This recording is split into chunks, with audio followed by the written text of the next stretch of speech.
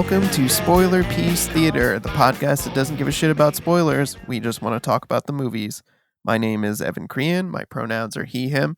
I'm co-chair of the Boston Online Film Critics Association, co-author of your 80s Movie Guide to Better Living, and co-host of the It's the Pictures podcast. My name is Megan Kearns. My pronouns are she, her. I write film reviews for Edge Media Network. I'm a co-host of the Slashers podcast. I, too, am a member of the Boston Online Film Critics Association, and I'm a member of Gallica, the Society of LGBTQ Entertainment Critics. And my name is Dave Riedel. My pronouns are he, him. I write about movies, and I'm also a member of the Boston Online Film Critics Association. That is true. You are, sir. Mm-hmm. Damn right, motherfucker. Damn straight. Anyway, we've got some movies to talk about, as we always do. But before I get to this week's movies, I want to mention that over on our Patreon this week, we are talking about the 1996 thriller Primal Fear. Yep. Woo! We sure are. Yes, we are. We've been in the mood for thrillers lately over on Patreon. And then we've also been talking about some movies with some pretty famous twists involved in the ending. So it's been a lot of fun to discuss. If you're a patron, go check that out. If you're not a patron, please consider joining for $5 a month. You get access to weekly bonus episodes where we talk about older films. And then we also do monthly polls that you can vote in, so you can decide what we're going to watch. And while I'm at it, I want to say thank you to our sponsor piece patron, Heather Sachs. Thank you, Heather. Thanks, Heather. Thank you, Heather. All right, now let's move on to this week's movies. We've got two we're going to be talking about. We're going to be talking about Speak No Evil, which is a horror film. It's actually an American remake of, was it Danish film? Yes. Yeah. Yes, Danish horror film from a few years ago. And we're going to be talking about a documentary called Seeking Mavis Beacon. And yes, it is talking about Mavis Beacon, who taught us typing. So, was that the name of the program? Mavis Beacon Teaches Typing? Isn't that what it's called? Yes. Yeah. So we're going to start with Speak No Evil. As I mentioned, it is a American remake. It's written and directed by James Watkins. Co-written. This is by Christian Toftrup and Mads Toftrup. I'm assuming that's the Danish, writers. Yes. The Danish version. Mm-hmm. And this stars James McAvoy, Mackenzie Davis, Scoot McNairy, and Ailing Franciosi. Is that how you say it? Franciosi? It's Aisling Franciosi. Is she Aisling Franciosi. The movie with the stop motion? Is that her? Yes. Thank you. It is. She's also in The Nightingale. Right. I still haven't seen that because... Ooh, that is a disturbing, brilliant film. Anyway. I'm very curious to hear about this in a second. I will read the one-sentence IMDb summary. We will judge how accurate or not it is. So it's a family is invited to spend a weekend in an idyllic country house, unaware that their dream vacation will soon become a psychological nightmare. I haven't even seen this, and I can already tell that's really not it. I mean, it's like couples vacationing together, but Megan, Dave, fill me in on this. How different is this from the original version? I mean, it's 66% of the original version, and then 34%. Once it diverges, boy does it. It diverges in the most predictable, pat way you could possibly imagine. Like everything you're thinking, Evan, doesn't matter. You are correct. It turns what into... Am I thinking? Well, I was like, I don't presume to know what you're thinking. Well, imagine that I'm Farley Granger in Rope. Cat and mouse, who's the cat and who's the... so... Mm-hmm. It just turns into the kid that they have abducted, they being James McAvoy and Aisling whatever, as they... I was like, should we back up to maybe give a little more Yeah, we should probably tell you're right. a little bit more about... So like the original film, it's about two couples.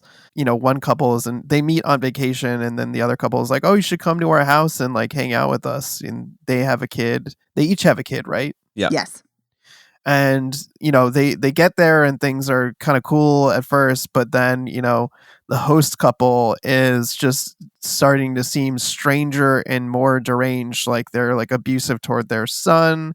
and their son doesn't talk at all, and they're just pushing boundaries like constantly. Like the wife is vegan or vegetarian, I can't remember, and they're like, oh, you can just eat this meat, right? Oh, we're just making, they're forcing meat on her, and things just get progressively more fucked up until the point where they're like, maybe we should get the fuck out of here. And so they like try to flee, and then this like couple, well, no, sorry, let me back up. They decide to flee because like they figure out that this couple is like abducting kids and cutting the tongues out of their mouths and then like doing this to other couples. They just keep doing this over and over again. They like lure a couple in, kill them, and then take their kid, cut the tongue out, and then just like repeat the cycle and kill So the they kid try they had kidnapped Yes. before. right. So then they try to escape, and then they get cornered in like a quarry, and these people they force them to strip, and then they like stone them to death. And when they ask like, why are you doing this, they're like, because we can, because he let us. Yeah. The whole the Danish movie, and to a degree the remake, hinges on the idea that there is such a thing as being so polite that you will let anything, to avoid embarrassment, you will let absolutely anything happen to you. Yes. Mm-hmm. And that line is directly in this one too. Yeah. Which we don't need to rehash what I thought of the original, but I do think Dave's 3-word review applies. Piece of shit. I know you two felt differently. You thinking it was well made, but you hated it. Well, I think the story, like the more I think about the story, and it's kind of like this one too, it just doesn't really hold up to scrutiny very well. Got it. I see. Because while I do believe that there are people who would do absolutely anything to avoid, embarrassment or putting people out or things like that, I also think that unless you're maybe something induces an already present trauma in you, or you are overpowered physically, it gets to a point in this movie where you just can't believe there are two people who are this stupid, Well, that really was a problem in the original Danish film. Like, yeah. Absolutely. It's like, what the fuck are you doing? Like, just leave, get out. Right. And or fight for your life, please. Right. And in the original Danish film, in the remake here, Evan, they go to great pains to talk about how the daughter's like rabbit the stuffed rabbit that she has, the toy rabbit, stuffy, that she has to have, is like connected to like a self-soothing mechanism she has for some kind of trauma she suffered, which they don't go into really what it is. Mm-hmm. Or she just has anxiety. Or she's just got severe anxiety. Because they don't, you're right, they leave it very open. But they really gloss over that in the Danish version. It just sounds like when she leaves the stuffy behind, she's like, oh, I have to have my rabbit. And they're like, okay, we'll get the rabbit. It's just like, where in this one, they've, whoever rewrote it went to great pains to be like, she does that thing that some people do with anxiety where she starts like scratching herself over and over, not realizing she's scratching herself. It's like a nervous tick, or I have a couple of friends who occasionally they only have like, they're missing part of their eyebrow because that's one of the things that they do to cope with, severe tension. So they turn it in smartly, I think, turn it into something, because the stakes get a little bit higher in the remake. It's like, if this kid is going to be screaming bloody murder while we're driving for the next 3.5 hours, we got to go back and get this fucking rabbit. Well, that, and that's a testament to James Watkins, who wrote and directed this. But yeah, that happens though too, because Agnes, the daughter, starts kicking the back of the father's like seat in the car because he's like, no, we can't go back. And she's like kicking it, and then they almost get into an accident. So yeah, where I don't remember anything like that in the Danish version. It was just like, we forgot the rabbit and now we got to go back because we suck, so. Yeah, so that is that is a way where it starts to diverge, and then it very much does in that, this family does fight for their lives, especially Mackenzie Davis. Yeah, there are two interesting things. One is mildly interesting, and one is I wouldn't say it's interesting. It's more just like my one piece of like that I got in this. So the changed ending is, Mackenzie Davis and Scoot McNairy and their daughter. Oh, I guess the daughter doesn't really fight back, but she's not like some shrinking violet or whatever. She does a little bit though, because she stabs James McAvoy with with the ketamine, with the syringe. Yes, with the ketamine, exactly. So she does fight back a bit. I forgot about that. And they also go out of their way to, and now who knows whether this is true or not. I think it's true that she was abducted, but she's definitely got some Stockholm syndrome going on. Aisling Franconi, hold on. Aisling Franciosi. Franciosi. Mhm. When it becomes clear what is going on, and Mackenzie Davis slashes James McAvoy's face with a box cutter that she's found. She says that, the James McAvoy, she's playing James McAvoy's wife, who's in the Danish version just as loony as he is. But in this one, she says, no, I'm a victim too. He kidnapped me when I was like Agnes's age. And then you're like, that's fucking gross. Is it true? And then later you realize it is true, because at the end, after they've killed James McAvoy's wife and he's holding a gun to Agnes's head, and Mackenzie Davis and Scoot McNairy are like, no, let her go, and you can do whatever. I don't hurt her. You can do whatever you want to us. And he's like, hurt her? I'm not going to hurt her. she's going to make the best fucking wife. And it's like, oh my God, that's disgusting. Or I don't know exactly what he says, but I don't remember him saying the best wife. I just thought he was going to take her as a daughter, but I wouldn't put it past him if he was going to. Well, I creep. remember his wife, abductee, whatever she is, saying something to the effect that I was her age when he found me, or something like that. I don't remember. That's so funny because I don't remember that. I just remember her saying, I'm a victim too in this. What do you think he's going to do to me once you leave? Because she says that. And I do believe that too, because he has that one moment where he hits her. He hits her, and then he's like, this is all your fault, and we got to clean up your mess. Yep. And then, yeah, but to speak to what you're saying, so I don't remember that, but what I do remember is them talking about the very creepy age difference between them, because the fact of she says something like, oh, we've been married 17 years. And then later Mackenzie Davis says to Scoot McNairy, how old was she then? And he's like, don't do the math. And so, you very well could be right. Either way, it's creepy. But she also, it's very creepy. There's this abusive relationship, and also she's getting off on it too. It's a very fucked up situation. Very disturbing. So I guess I feel like I have to know. So are these changes you feel like to this version, are they effective? Do they make this more effective story, or just different? But so I was like, Dave, I read your review on your Instagram stories, and I very much want you to talk about it, because I agree. I think so often American remakes totally take out what makes a movie disturbing and haunting, and just to be palatable for focus groups and test audiences.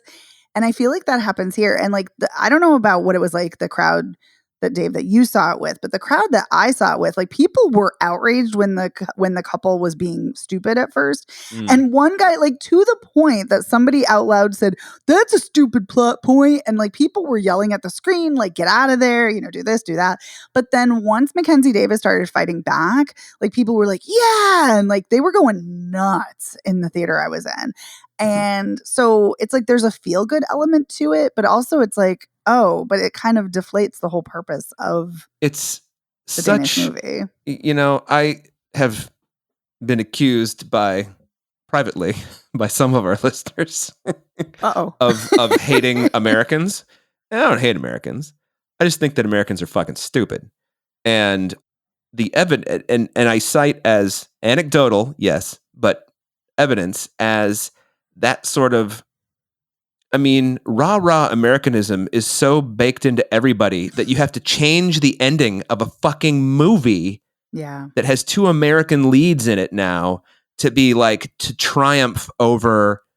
And it's not because it's more palatable, though it is.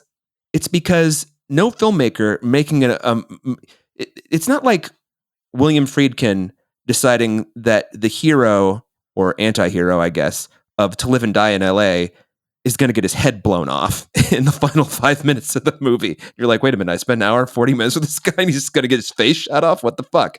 We don't do that. Another drive-by spoiler. Yeah. We don't do that anymore, in American movies. And not in American movies that want to have a wide release anyway. Right. But that was a bold choice to Yes. just briefly follow up on your spoiler of To Live and Die in LA. It is a bold choice. Right. It's called Spoiler Piece Theater, folks. And the movie came out in 1985. So I think it's less about whitewashing it for Americans than it is giving them their fucking, Pledge of Allegiance moment before like their sporting event or whatever. It's like, yeah, we're the fucking US of A, motherfucker. Suck it, okay? It's a shitty ending.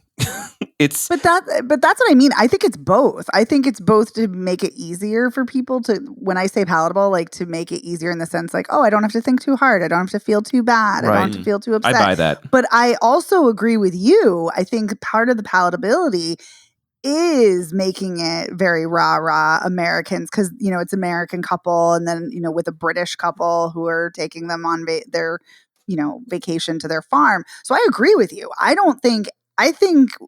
agree with both of us. I think we're both right. I think we are too. Yeah. Yeah. I mean, we're kind of saying like finding two different ways to say the same thing. Exactly. It's two sides of the same coin. Yeah. Totally. And I just think the only reason this movie works even a little bit, and I will say that certainly the first 20 minutes of this movie is so similar to the Danish version that I thought about getting up and walking out. And I am not kidding, because I just felt sick to my stomach. I was worried about that. I mean, one of the reasons that I didn't end up seeing it is because I was so haunted by the Danish version, and so like I couldn't stop thinking about it in like the worst ways. I was like, I don't know if I want to see the same movie again. I was worried because the trailer, I know it's not, but the trailers that I watched made it seem so similar that I'm just like, I don't know that I want to do that again. Yeah. Well, I saw one of the trailers beforehand, and it has James McAvoy doing what I call the Jack Nicholson from The Shining moment in it, because he does that in this movie without saying, "Here's Johnny." He absolutely does that. Does. And in his own James, I really have always liked James McAvoy, and I continue to like him, even though he is in movies that make me go, "What the fuck are you thinking, James McAvoy?" But you know what? He's playing a whole big, wide, diverse range of characters, especially in the last decade. And probably because he's like, I like playing Professor X, but it's kind of fucking boring. So let's go ahead and play a psycho or two. And he gives this his all. He is dialed in to this role. The Danish movie, I remember the two couples in the Danish movie, that one is Danish and one is Dutch. Isn't that what it is? Yes. Yeah. Yes. And so the Dutch couple is the evil couple, right? And so that guy, I don't remember the actor's name, who plays the one half of the Dutch evil couple in Speak No Evil, he is so unsettling and so menacing. And there's just, from the moment you see that guy, you're like, there's something off about this dude, but not because he's nuts, because I think it's even worse than that. I think he's doing this because he likes it, But the thing about James McAvoy's performance is, he likes it, but there's also just enough sort of what the fuckness baked into his character, the way his character is written in this screenplay, that you're really not sure what the fuck is going on with him, other than when he says explicitly, "Because you let us." Right. Because you get the implication in the Danish version, the guy says, "Oh, I'm a doctor. I work with Doctors Without Borders." And then later he says, "No, that's not true. I don't work at all. I've never worked." And you're like, what? In this one, they go to pains to make sure, no, he really is a doctor. Yep. Now, we don't know whether he's lying or not, but that's how it ends with, him be like, "No, I am a doctor. What are you kidding? Come on." Right. Because he says that same line like, "Oh, I don't believe in working and I'm not working." And then they're horrified. And he's like, "Oh, I'm just kidding. Of course I'm a doctor." Yeah, and then he gets out a medical bag, and it's like, oh, okay. So there are differences like that. And that's a smart change. I actually think that's a very smart change. Yeah, I did too. Because it makes him just seem like he's playing a really inappropriate joke, Right. But it is just a joke. Right, exactly. And that's how he plays the entire role. And he's a lot more charismatic and very magnetic. And so you're kind of drawn in because you're like, oh, this guy's kind of got a like an edgy humor, and he just, pushes boundaries. And there is that passive aggressiveness to him. But there's also something appealing, which I think is a lot more dangerous because it's a much more charismatic performance. Yes, it is. But and I think it's much more dangerous in the sense that in the Danish film, I did not understand why that couple went with the Dutch couple, because it's like, no, they're creepy right away. Like, why would you ever go? Whereas with this couple, oh, they're charming and they're kind of, wild and fun. And even though they're, kind of weird Looney too, Tunes. right. But there's a charisma to them. So that it makes more sense as to why they would put up with this, even though you're still like, why the hell are they putting up with this? Yeah, like in the opening scene, Evan, it's the same in both movies. The Dutch guy comes over and says, "Are you using that lounge chair?" Which they are clearly using. And he does it in such a menacing way that the Danish guy is like, "Go ahead and take it." Whereas in this one, it starts out as menacing, but then once he takes the chair, he grabs it and pulls it over to his family. He's like, now we all got chairs, or something like that. And, he and his wife like get a couple of beers and it's like 11 in the morning and the kid jumps in the pool. The kid with no tongue jumps in the pool. And, and then Scoot McNairy is like, hey, should we get a couple of beers? It's very different tonally. The reason I'll get back to this, the reason I knew this was going to have a changed ending is one, because it just kind of feels like you have to change this ending for an American audience. But also when you watch that trailer and you see James McAvoy going insane in it, if you've seen the Danish movie, there is nothing like that in it. It is quiet and nasty and mean-spirited. Yeah, it's a brutal film. And this movie never quite gets into mean-spirited. This movie is all just like, we were going to be mean-spirited, but it's just a ruse so you can watch Mackenzie Davis put a claw hammer into this guy's skull. I'm not mad at that, actually. I wasn't mad at that either. I also thought there was one good misdirection when they showed up on the second floor where the guy with the shotgun was, and he shot at them, but he saw them in a mirror. The mirror? Yes. And I was like, that was good. I would usually be mad at that, but in a moment this heightened, I could absolutely see that coming off, know? Mm-hmm. And I agree. The two other things that I like, I appreciate that no matter how hard he tried, they wrote into the script that Scoot McNairy's character was an ineffectual dipshit from start to finish. Yeah, he was. And the one time he actually does something to help his family that does help out his family, he breaks his ankle badly doing it. Which you can just kind of see coming. You're like, don't fucking jump off that roof, man. Oh, he jumped off. Oh, he did it. Oh, that's a broken ankle. Yeah. It's every bit as horrifying as when Batman throws when Christian Bale throws what's his face Eric Roberts off the building. Because there's the crack in the whole bit. So, and the other thing was the kid that they've kidnapped, whose tongue they've cut out, has a more substantive role in this movie, and he is the one who leads Agnes down to the place where they've got all the photos hidden and stuff like that. And he's the one who convinces Agnes to tell her parents. And interestingly, he's a Dutch kid. He writes in Dutch, so he's written Agnes a note, and she can't read it. And then he eats it when his mom starts coming over, which is anyway. He bludgeons James McAvoy to death. That's how the movie ends. Oh, okay. Well, that's the other thing. Yeah, the family doesn't. The British family doesn't live; they die, and then Aunt the kid is the one who kills James McAvoy, because they're just going to leave him there after they've injected him with ketamine. Right. And then Aunt picks up Yeah.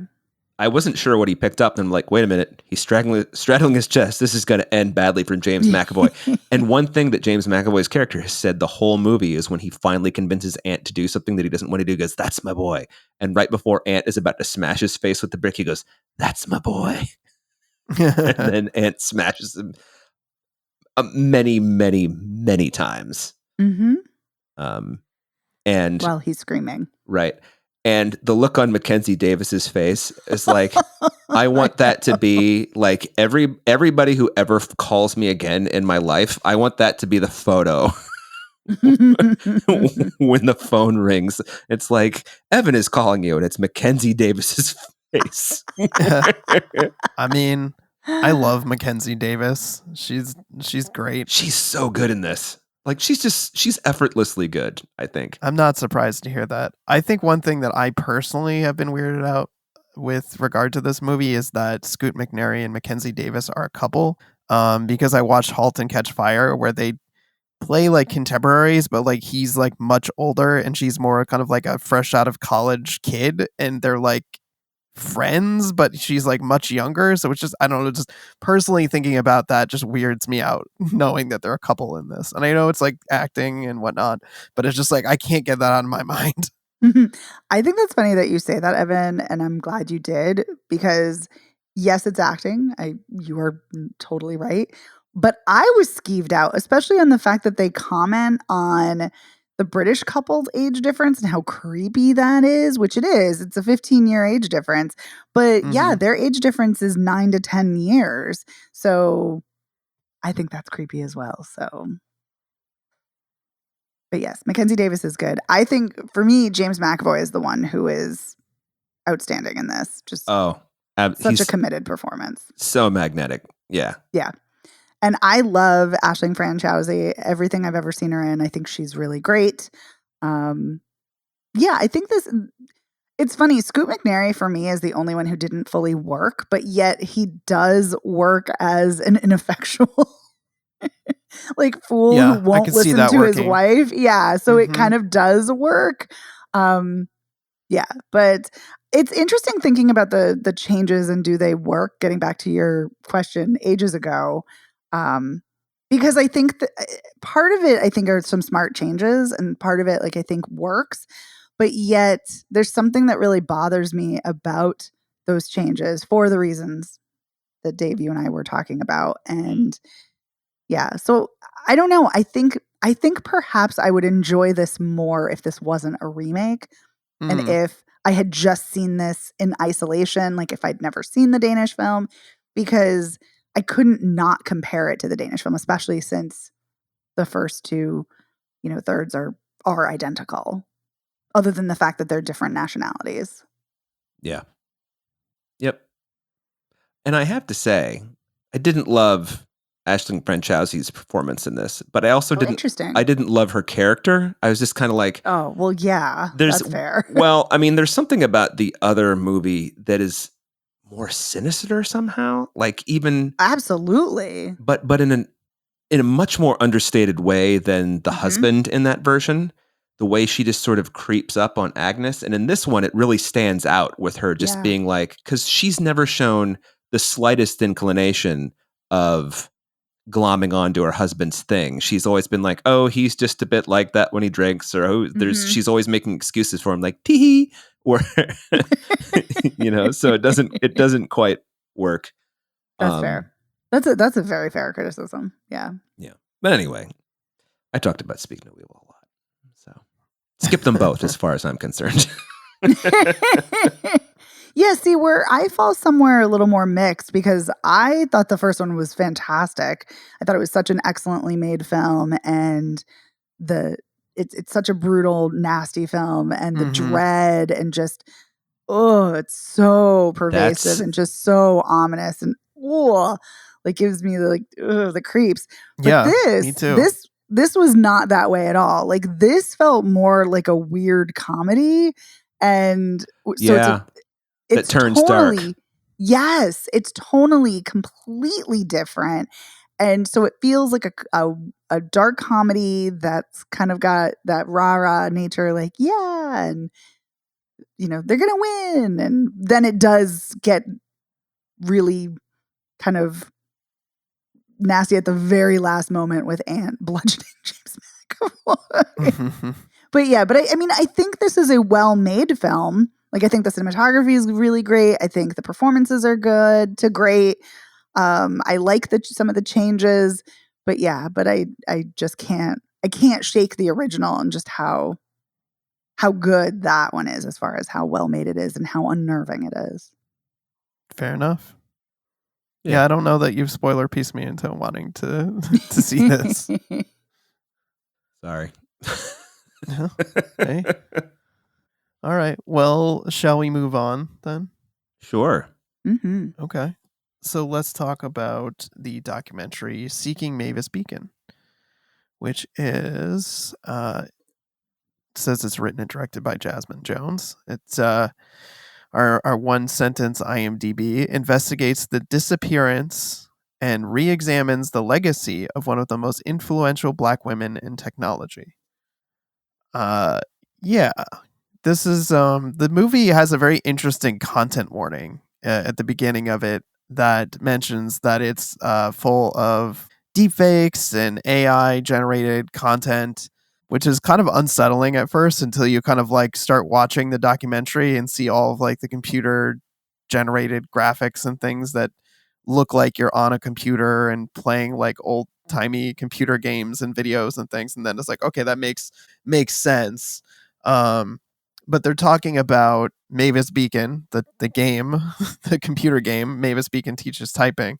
And like, who is Mavis Beacon? Well, Mavis Beacon is not a real person. As the documentary communicates very early, but due to the Mandela effect, like people think that Mavis Beacon is a real person. So there's all this kind of like funny videos and things like that, like deepfakes and things about, oh, like Mavis Beacon getting a prize, like a prize from Obama and stuff like that. But ultimately, it's really about like representation and, you know, these two partners, you know, digging into this mystery of like, who is Mavis Beacon? Mavis Beacon's like a character that was created, and you find out that there was, you know, multiple women that modeled as Mavis Beacon on the cover of the game and like in the game itself. But they're ultimately most interested in Renee L'Esperance, who was the first woman to portray Mavis Beacon in the on like the cover of the game.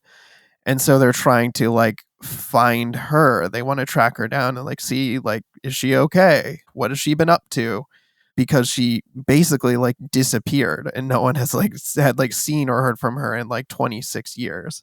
And so it's like them kind of like exploring the game's legacy, their own personal connections to it, and trying to like talk to the creators of the game to see if like maybe they know where she is, see if they can track her down and talk to her. Ultimately, they do not.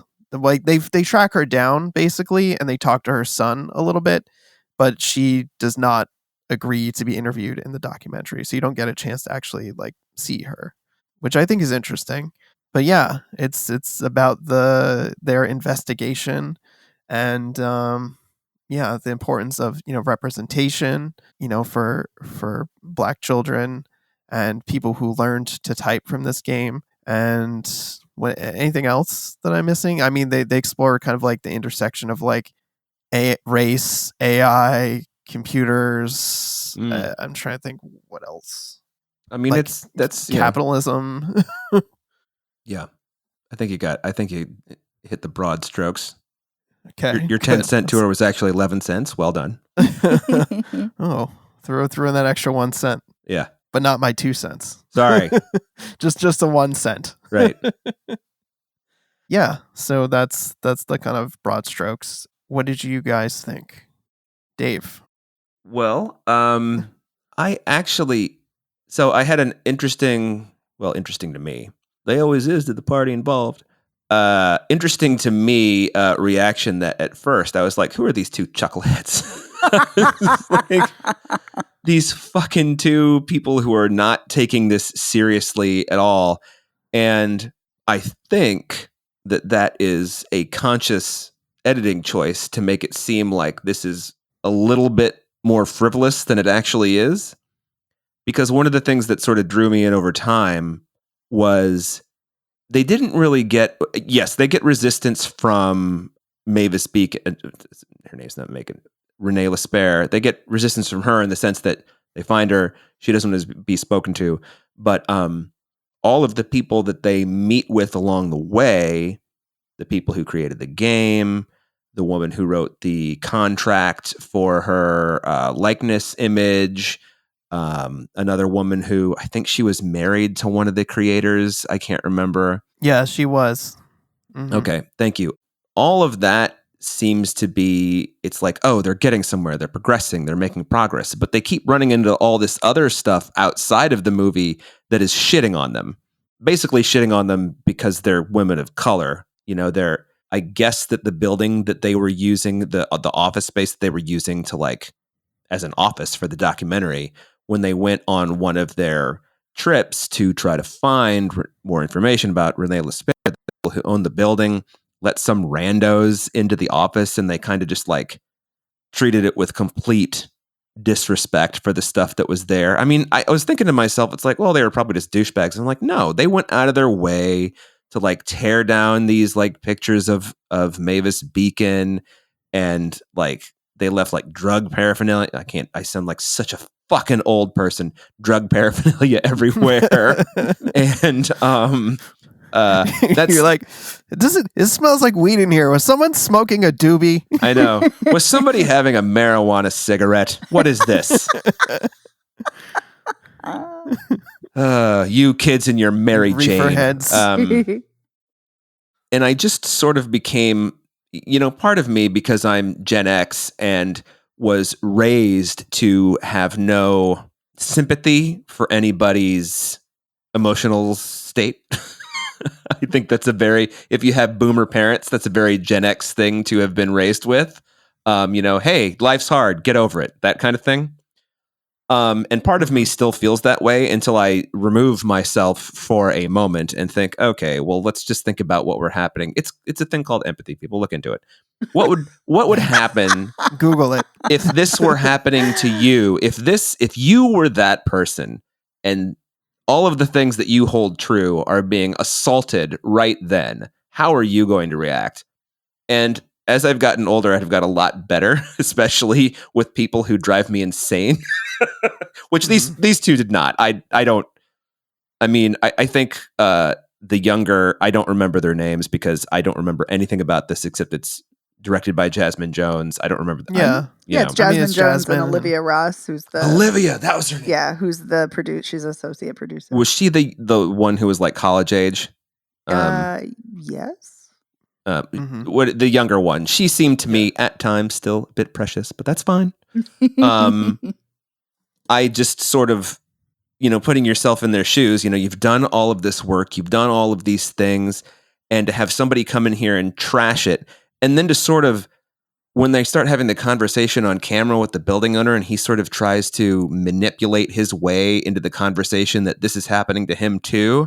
And Jasmine just like shuts it down every time he tries to do that. She's like, I think she says something like, I'm not interested in trauma bonding with you or something like that. And I was just kind of like, okay, Jasmine, I think you've won me over,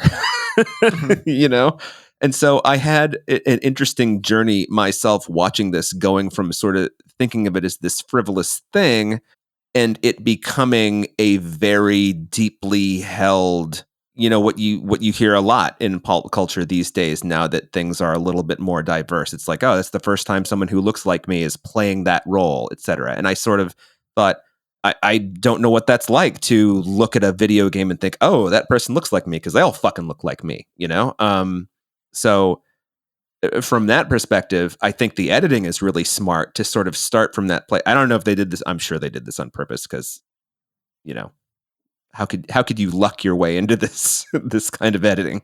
But to take it from what seems just like, oh, this is just this thing we're doing, and slowly peeling back the layers of this is actually like, a personal cultural identifying anti-colonialism kind of thing we're doing. And on that level, I think it works really well. So there's my spiel. It's a good spiel. Yeah. Thanks. But Megan, I know you didn't have a chance to finish this, but what did you think of what you did get a chance to see? Yes, I missed the last 30 minutes, so I saw a little over an hour.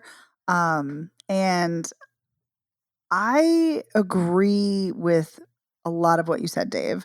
And I think that's what's really intriguing to me about this documentary is that I love the ideas. I love the ideas it's exploring. I love that Jasmine Jones and Olivia Ross were inspired to find out more about Mavis Beacon and about all of these various facets of the making of the game and the model of the game. And I love that. I love the kind of, investigation and their sleuthing as far as trying to track things down.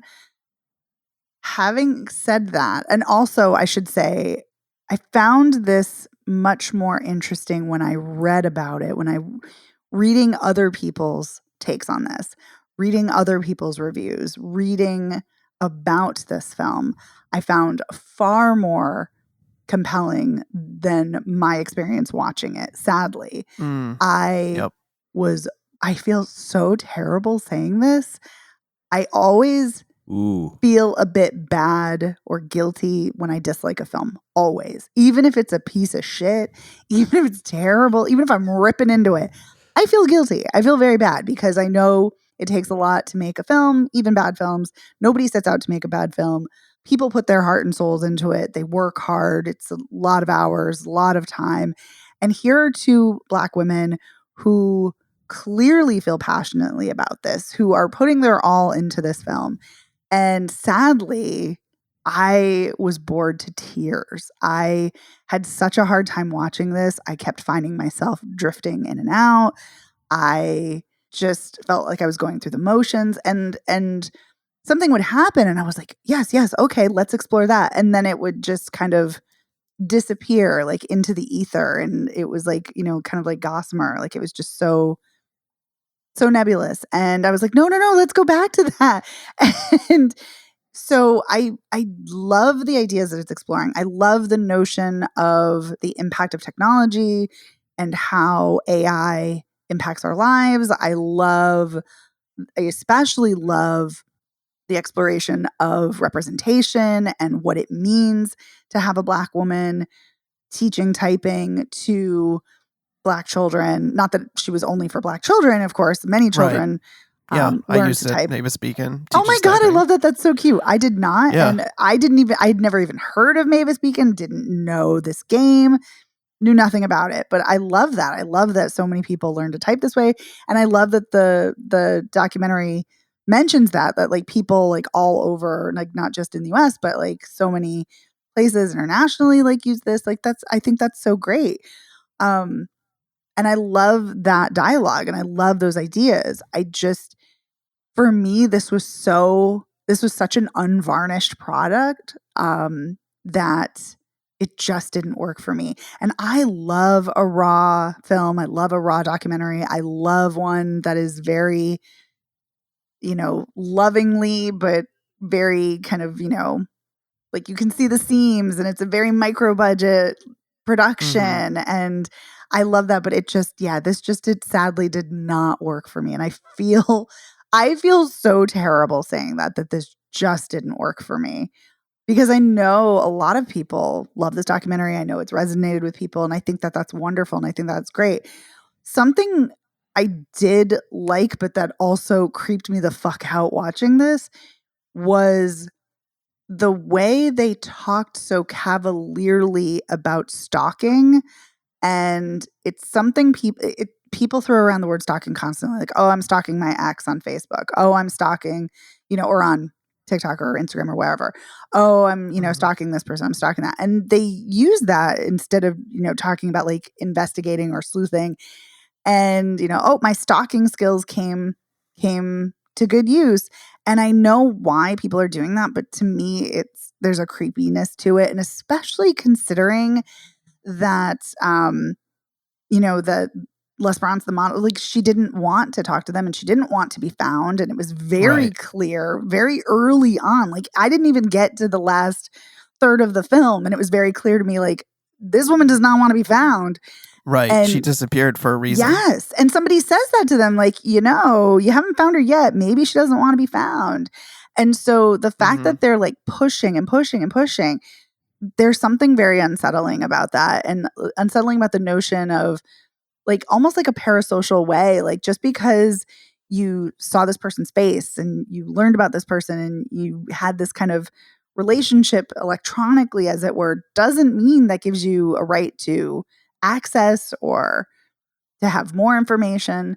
So I found that a very compelling angle of the film, but also very, very creepy. Like, ooh. So I thought it was interesting in that way. But I wish this worked more for me. But Dave, I love everything you said, and I found what you had to say absolutely riveting. Ooh.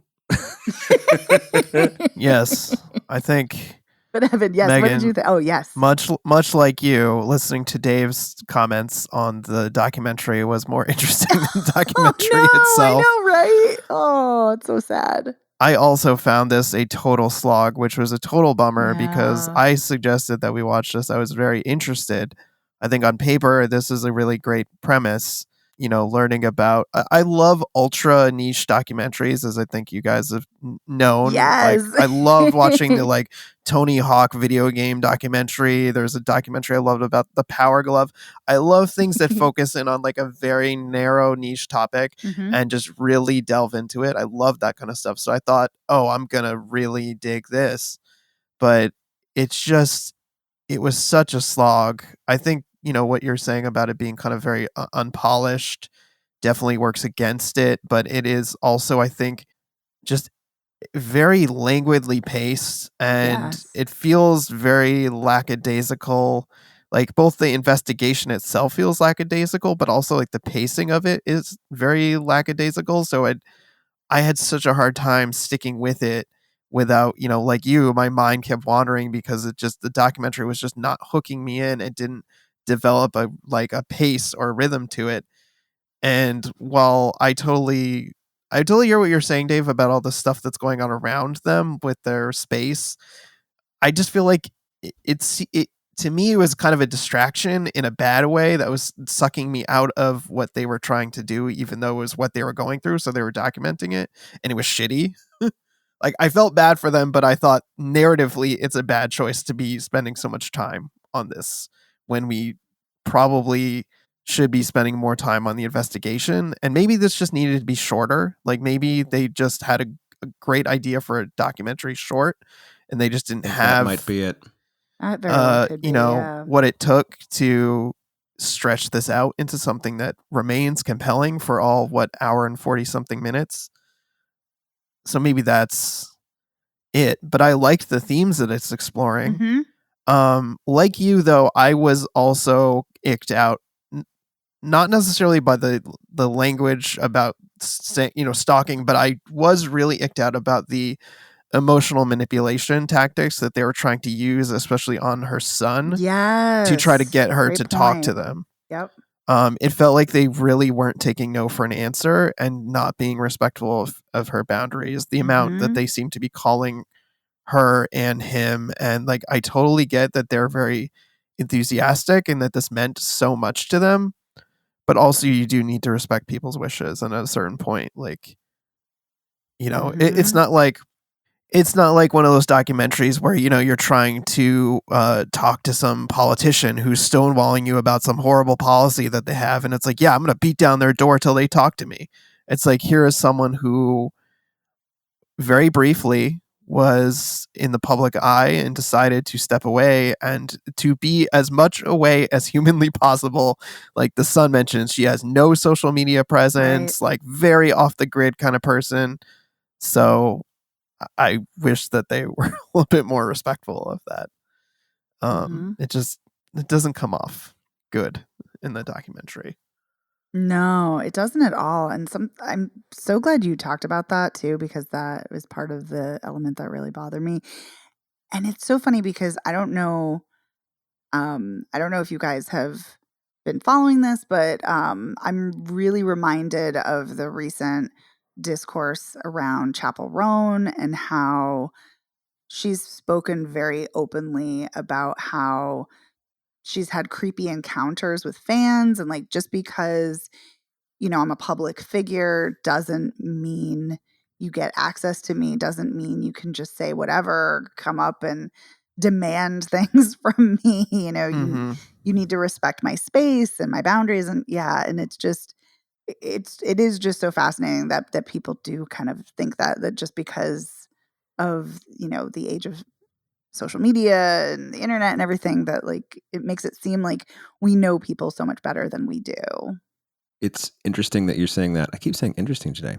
It's such a coincidence you're saying that, because I just watched, I don't know if it's a new interview or not. I think it is an interview with Don Cheadle, I think on Conan O'Brien's podcast. Oh, yes, he was just on. And he is talking about how he's, his level of fame is just about what he can handle. And if he was famous like he talked about Brad Pitt because of the Ocean's movies. It's like, if I were famous like Brad Pitt, he's like, I don't even know what I would do with myself. He can't go out anywhere ever. And I was thinking to myself, and then Don Cheadle says in the clip I saw, he's like, and I think because they're talking about this whole, I don't know if they mentioned Chapel Roan or not. I don't, but they're talking about what celebrity is and the give and take and this and that. And Don Cheadle says, I act in a movie. You pay to see the movie. That's where the transaction ends, as far as I'm concerned. Yeah. You know, if you want to come up and say hello, et cetera, you know, great. But I'm not signing autographs. I'm not doing selfies. I'm not leaving a voicemail as whatever from the MCU, you know, as your outgoing message. Mhm. I'm kind of like, I think I might be extrapolating there, but yeah, it's interesting. Now, the two, Jasmine and Olivia, I was watching this from a reporter's angle. And so I didn't even really think about the whole, I was just like, yeah, maybe you should like leave the woman alone if she doesn't want to be. But you got to try twice. You can't just do it once. That's not reporting. Oh yeah. So- No, totally. But it seemed like they were calling like multiple times, like Yes. repeatedly. Like Yeah. at a certain point, I think you should take the hint if you called like 5 times or more, which it seemed like they were constantly calling and leaving messages. Yeah, I don't. At least that's how they made it appear. No, that was the vibe I got too. Whether that was accurate or not, I don't know. But yeah. Yeah, I only got. I mean, they showed it on camera twice, so I just assumed that it was twice. It may have been more, and based on how you two feel, it very likely could have been. But Or maybe not. Maybe you're right. Maybe it was just twice because Yeah. maybe they would have documented the other times. Yeah. I do think that there seems to be, now I don't know if this has always been this way or if it just feels like it has been for the last 10, 15, 20 years, of people who are not documentarians making documentaries. And it could just be that, you know, no matter how much I like a person, when I call them up to try to get an interview with them, I am not effusive, you know? Mhm. And I think that's the thing that was strange to me, was hearing them just be almost sycophantic. And I was like, that was what was weird to me, because it's, even though I think it probably is authentic, it felt weirdly personal. Like, and putting that on someone else is like, oh, you know, your mother made me feel X, Y, and Z. It's like, this guy's heard that before. So shut up. That's the other thing that people don't think about when I'm now, maybe speaking is the wrong example, but if you're trying to find someone to interview them and if they are famous or have ever been remotely famous, they have heard all of the questions you are asking them. So or if they've heard all of the praise or the you know, beat downs or whatever. So you kind of got to be a little bit more, you got to try to find a way to get around that. So that's sort of what I thought of when I was thinking of those conversations. And I've always had I think it's strange when people say I'm cyber stalking my ex, for example. And I kind of thought about it in those terms here, but I was just kind of like, this is icky, but it's not the end of the world, at least as far as this story goes. But this is just one of those things. A lot of things in this movie worked for me and a lot didn't. You know, it's like I said at the beginning, who are these two chuckleheads, you know, that I'm watching? And there are elements of that throughout the movie, and it kind of goes to the pacing problems that you and Megan were talking about. It's like, oh, I got this interesting thing, and now we're going back on this what the fuck are we doing? Why are we over here? Why are we going 90 degrees this way? You know? Right. Yeah, and there's still elements of that, but yeah, overall, I guess I was it worked better for me. So anyway, I have said enough. Yeah, I do wonder though if there was a tighter edit, if that would have worked. Or certainly would have worked better, but Might have. yeah, maybe. If it was tighter, shorter, Yeah. who knows? This could have been a 45-minute movie for sure. Yeah, but it's funny listening to what you're saying, Dave, though, thinking about the kind of personal element of it, because there are some documentaries that are so incredibly personal. Oh boy, And- are they. Yeah, and they work so well, like when they're just that raw and personal, almost like a video diary. And yet I don't get that vibe here. I don't know. Maybe it needed to go deeper in some ways and less in others. Not sure, but Yeah, no, when you say something like that, I think about a movie like, Dear Zachary. If you know that. I don't. Well, it's hard to watch. I was actually. Yeah. Oh, I'm sorry. I was going to say I was actually thinking of Rebecca Hunt's documentary Beba, which came out a few years ago, which is a beautiful, beautiful film. But yeah, I will check out Dear Zachary. Maybe not watch it, but I will check it out and see what it's about. Yeah, once you read about it, you'll be like, I'm not so sure. Good to know. Yeah. So, anyway, that's where I come down. All right. Well, anything else we want to say about searching for Mavis Beacon? I wish I'd played a game, although I learned to type pretty Me quickly on my too. own. Ditto and ditto. Yeah. I really liked that person that they talked to on the street who was like, yeah, I learned how to type and that's how I got a bunch of jobs because I was good at typing because I did Mavis Beacon teaches typing. I thought that was a great little anecdote. I would have loved to hear more stuff like that. Yep. I actually would have really liked. I liked their kind of guerrilla approach to just flyering places and setting up this hotline for people to leave messages about the game. I actually think that would have been a really cool angle to spend more time on. That actually would have been. Agreed. Yeah, that would have been really interesting. Yeah. Oh, one thing I forgot to mention. I found the whole thing heartbreaking about how she sued them after they put out that box with her face on it that was just horribly manipulated, the image that they did. Wood that carving? Scratches. Yeah. That was just a heartbreaking situation. It was she, stuck up for herself and her image and right to publicity. And then they were like, screw you, we'll just find someone else and then we'll just write a horrible contract for that person that says the one says we said we could do whatever we want with the image, we could put horns on her head if we really wanted to, and I'm just that it's messed up. That's so messed up. Yeah. Very much so. The only other thing I will say about this is that watching this reminded me that I have yet to watch the documentary Coded Bias about racism in AI and in technology, and so I need to watch that and be curious what kind of a double feature that would be. Yeah, could be interesting. Yeah, very much so. But yeah, I think there are good ideas here. Just wish it was a little better execution. Yeah, same. Liked where they were coming from on this. Just wish it went somewhere more interesting. All right, so let's bring things in for a landing. So if we go back to Speak No Evil, where do you guys come down on it? See it or don't see it? That's my answer. All right. Sounds like a no. I would say see it because I think it's a well-made film and James McAvoy is so good. But I also really thought the Danish film was great too. So if you've seen the Danish film, maybe you don't need to see this one. But if you haven't, I would say see it. And where do we come down on Seeking Mavis Beacon? Your mileage may vary. Yeah. Yeah. The cop-out answer, but it's an accurate one. Mm-hmm.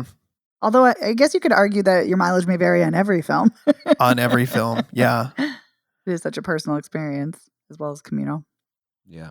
Absolutely is. I don't know. I guess I'll put a flag in the ground and say no, don't see this. Yeah, I really wish it was better. I'll go on a ledge here. It's a bummer. I know. Yeah, but not every film works for everybody, So what are you gonna do? Yeah. Yeah. I say that as I will probably, continue to feel guilty about not liking this for another week. Yeah. Such a bummer.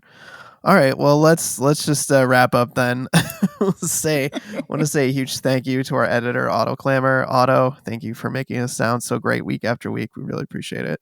Thanks, you, Otto. You can find the show anywhere you get podcasts, but you can also go to our website, spoilerpiece.com. We are on social media. We're Spoiler Piece Theater on Facebook. We're at Spoiler Piece on Twitter, Instagram, and then on Letterboxd.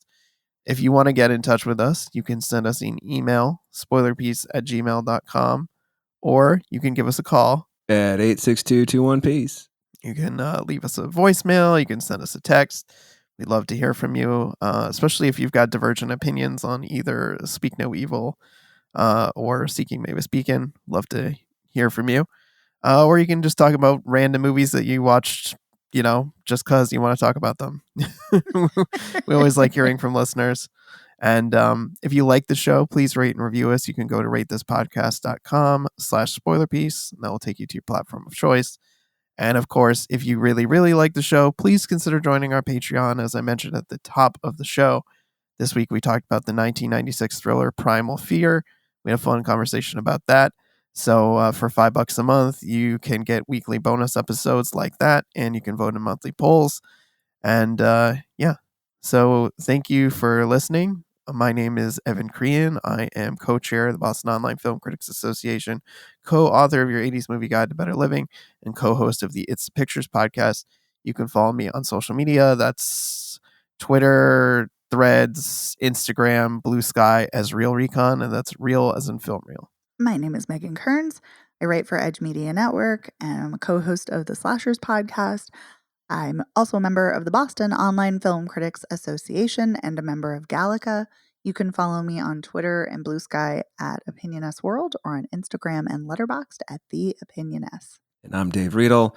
I'm a member of the Boston Online Film Critics Association, and you can find me on social media as Dave Sees Movies, Twitter, Instagram, Letterboxd, Blue Sky, and I don't know, something else. You have to hunt for it. You have to look for the other social media profile. Mm-hmm. Let's find us on the social meds, as Dave likes to say. We'll see you next week, listeners. Thanks. Bye. Bye.